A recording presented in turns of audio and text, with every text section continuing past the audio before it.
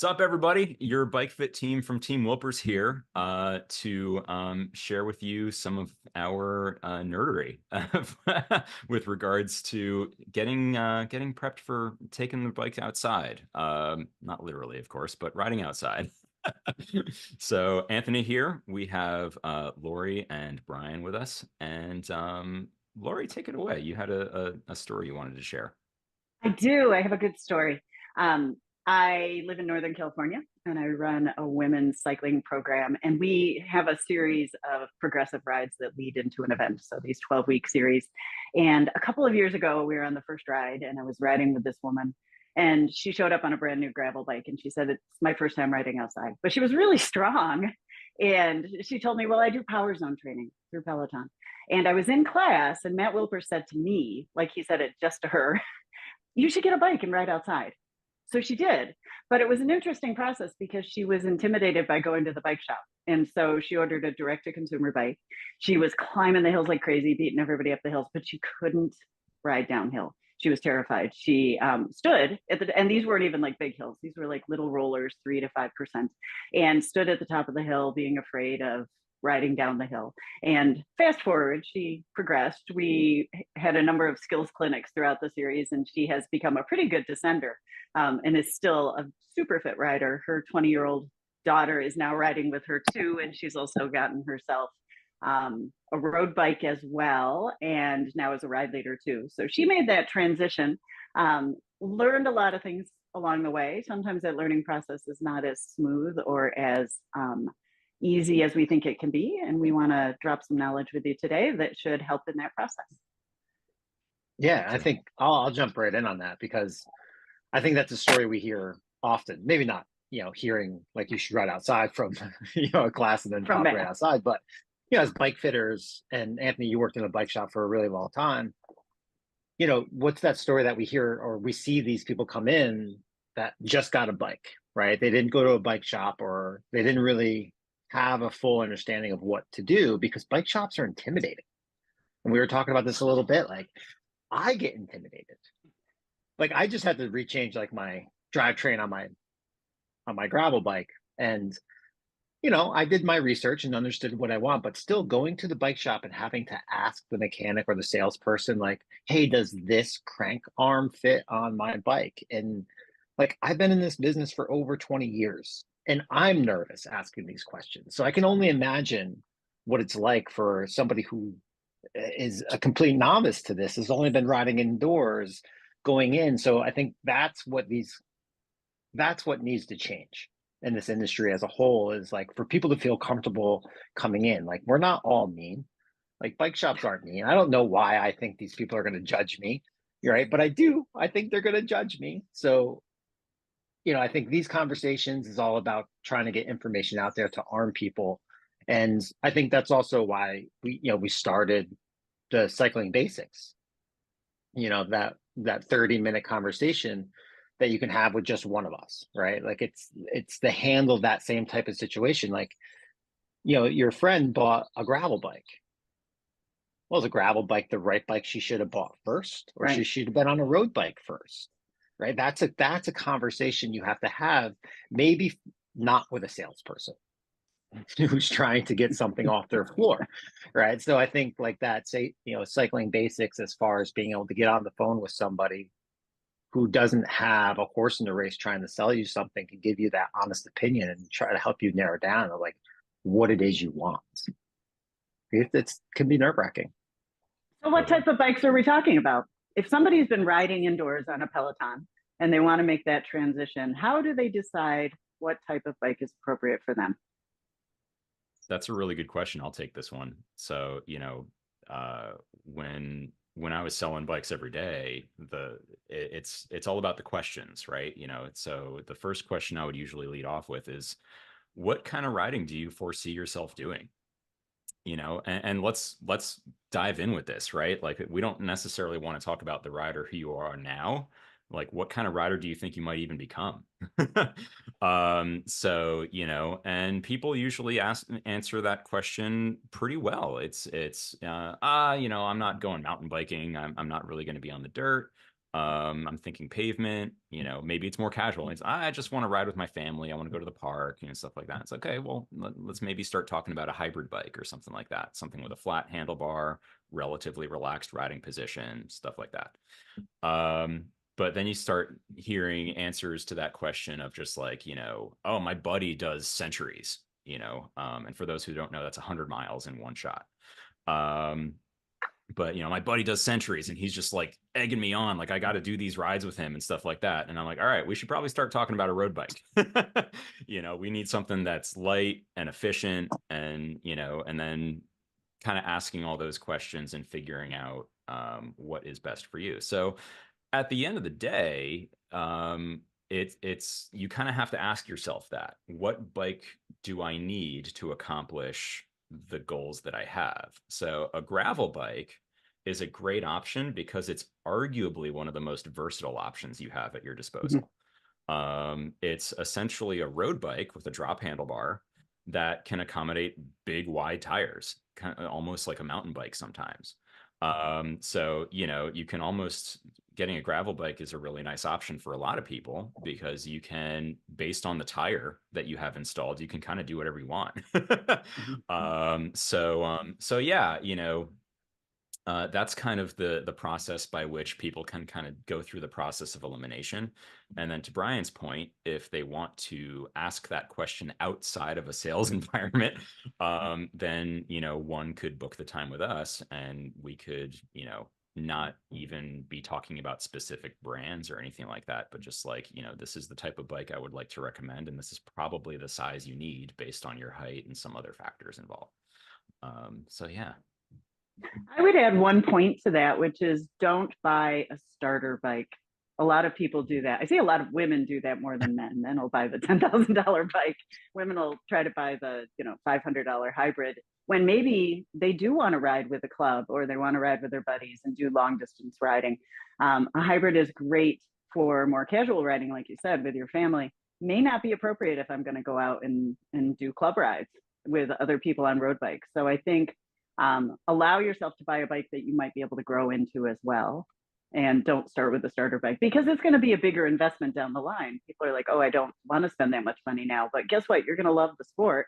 And then you're going to come back and then you'll buy the road bike and you have to get rid of the hybrid. So, yeah. Totally. And if you are doing a club ride of some sort, that if that's on your future thing, there might be requirements of the type of bike you have to have. Drop bar, not flat bar, things of that nature. So I agree. no aero bars. No aero bars or triathlon bike. So I think it's a conversation. I think that's probably the most important conversation. I know I have it a lot of times in my fit studio, is like somebody wants a triathlon bike because they're going to do triathlons, and then we end up having a conversation realizing a road bike is going to suit them much better in the long run. And a gravel bike is a pretty good safe bet for most people. It's very versatile, but the downside to that is it's going to be a bit slower, even with some road, quote unquote, road tires on there. It's going to be a little bit slower. So if you're already fearful that you're going to be falling behind and holding people up, all right, well, maybe are you ever going to go on the dirt? Because if you're not, let's just go with the road bike and save a little bit of speed. Yeah. So I do think those conversations are really important to have beforehand, right? There's a reason I own so many bikes. It's because each bike really does serve a purpose, as much as my wife does not believe that.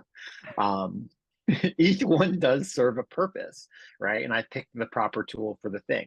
Now, I'm also very specific, right? And I'm looking at this from a competitive perspective. That's why I need all these different tools. If I was just looking at it as a fitness perspective, then yes, I could narrow it down to 4 1 or 2. Of 7. People always ask that question too. They're like, how many bikes do you have? Like, that's a very personal question, but it's interesting. I will say, if I had one bike, it would be my gravel bike because I can ride it on pretty much anything. And yes, there's a little penalty in the speed, but not that much. I just get stronger. And gearing is also a consideration on the gravel bike because I typically have much easier gearing to be able to climb a lot of mountain bike trails around here, which at the high end, it means I do lose a little bit, and I do like to go fast, especially downhill. So yeah, totally. Yeah.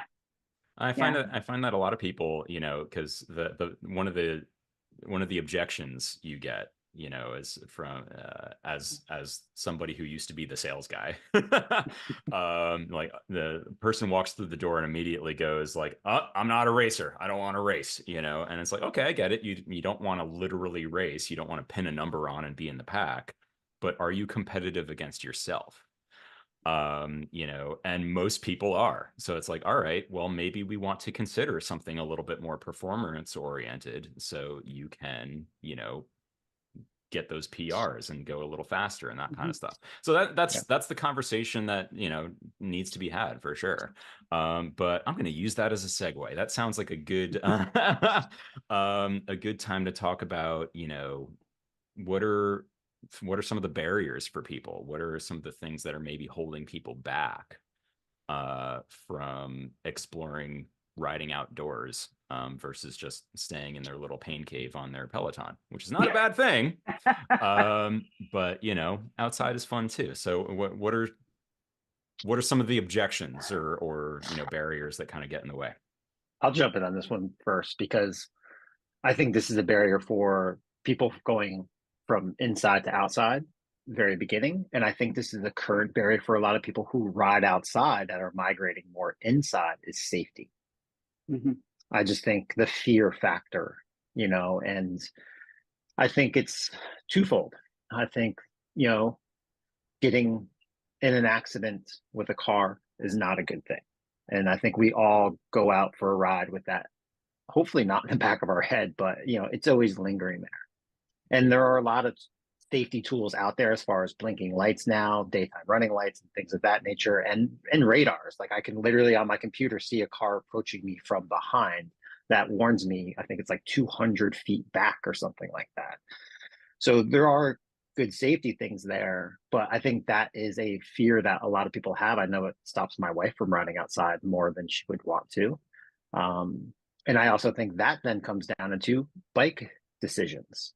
You know, a gravel bike means I can ride on dirt roads. Dirt roads means that they're less traveled. I see a lot less cars Monday through Friday on dirt roads than I do out on the main road. So I think safety is probably the number one concern. What I can say is I ride roughly 10,000 miles a year, you know, 8 to 10,000 miles a year, and I remain pretty safe. You need to get a job if I you can have a ride that very many flexible, miles. I have a very flexible job. Safety is a big concern, and there are things we can do to mitigate that. And I've spent the last 20 plus years teaching people how to be safer, right? So, what can I do? The clothing I wear, black is slimming, it's not visible. I'm going to wear bright clothing when I'm on the road. As you mentioned, lights, front lights, rear lights, my radar. And I resisted a radar for a long time. And I'm like, this is a great tool. Why did I not do this? I even have bright colored bikes. Learning how to handle my bike, as a lot of the folks who are in our current Team Wilper cycling challenges are learning. There's a big difference between riding inside and outside. Just the simple fact of I choose to use a clipless pedal system, but I don't know how to clip in and out when I'm outside and moving. Learning to hold your line, which is a term we use for being consistent and predictable when I ride instead of swerving all over the place. Learning how to look over my shoulder.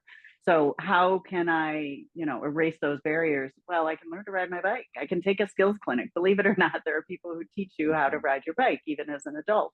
At all different levels. There are road clinics and mountain bike clinics. There are commuting clinics. So I would say check with the cycling clubs in your area or the bike shops in your area or your bicycle coalitions, which are the safety and advocacy organizations, and learn some skills. Anything else we learn as an adult, we learn some skills, and then it can be relatively safe.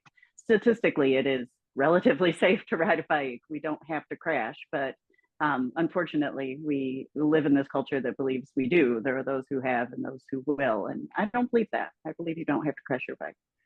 Yeah, totally. And I think, you know, something that's really important too.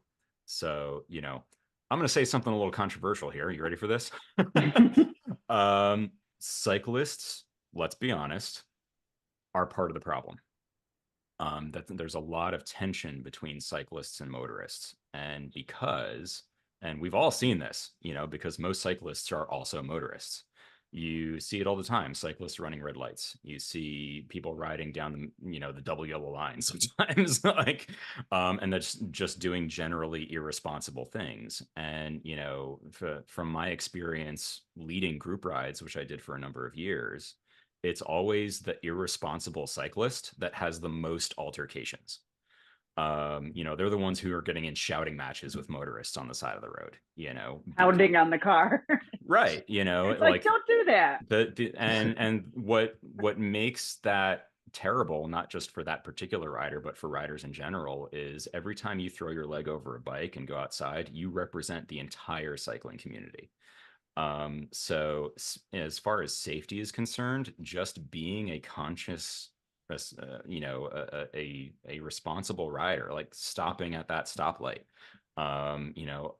staying as far to the right as is safe, those kinds of things. They're simple things, but they work wonders, in terms of the relationship between car and rider. Or maybe we should say driver and rider. Well, yeah. Yeah, technically. Because, like, I mean, also... sorry, but like one of the things that I see all the time is riders who will split the lane in between cars at a stoplight and then like station themselves in front of all the cars, right? So when that light turns green, like they're blocking all the traffic at that point. Right? So it's just like, stay behind the cars. They can out accelerate you much easier than you can out accelerate them, so let them get out of your way. And that's just one little example. But I think we as the riders need to make sure we're being the best that we can be on the road, so that way tensions are at a minimum, and that can really help with the safety aspect of it as well. And it's also the law. I try to encourage people to, when you ride your bike, drive your bike, think about the vehicle code and follow the law. That's one of the reasons why we do have collisions, is we don't follow the law. I think the other point I was going to make was the fact that we've seen such a boom in ridership in the last few years due to the pandemic. And a lot of folks traditionally have learned how to ride as part of a club environment or a bike shop environment. And I think a lot of the folks who are new to the cycling community, a lot of them don't even realize that exists. And you'll see people that go to the mountain bike trails and they don't know there is etiquette on the trails as well, set by IMBA, which is the International Mountain Biking Association. And if you go to the trailhead when you're on the mountain bike trail, there's a list of rules for that trailhead, but people don't even think to stop and look at that. And who has the right of way, whether it's me or, in the case of riding off-road, oftentimes we have conflicts with other trail users like pedestrians and equestrians, and we have to be mindful of that. Who has the right of way, the individual rider or the group, the individual rider or the horse? So learning what the rules and the etiquette are and the language of cycling, which I would encourage you, again, find that mentorship in your club setting. Yeah, or ask us.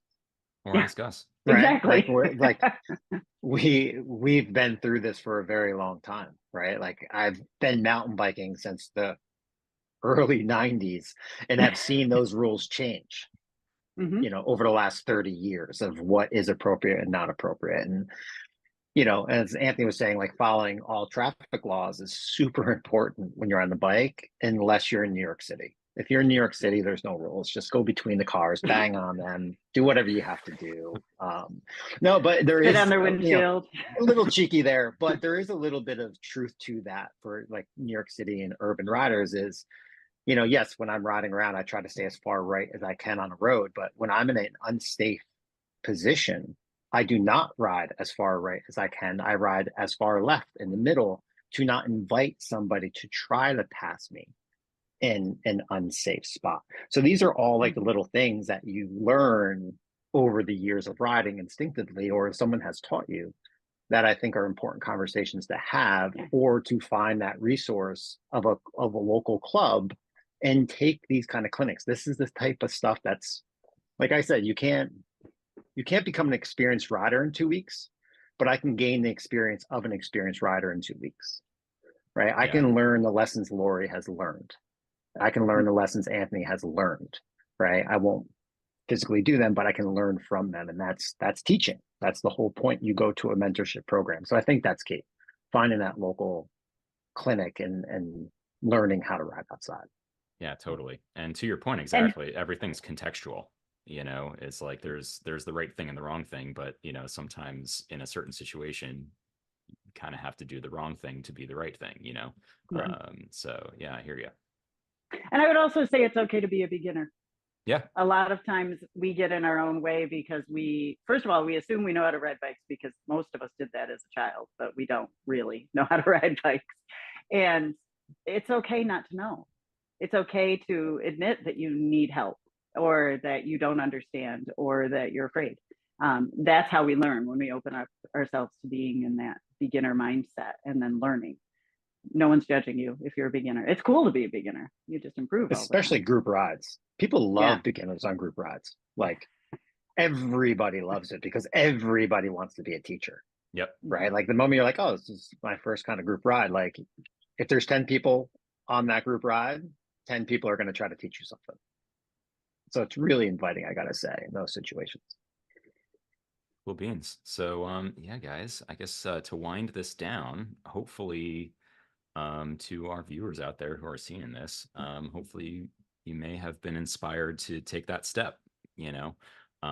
But if not, if you'd like to find out more or ask more questions, get more in depth as to what pertains to you specifically, we're here. We have this new service, Cycling Basics is what we're calling it, and you simply just book time with one of us, and we're here to answer your questions, whatever they may be. So thanks for tuning in, guys. And like Matt Wilper said, get a bike and ride outside. Take care, y'all. Bye bye now. Bye bye.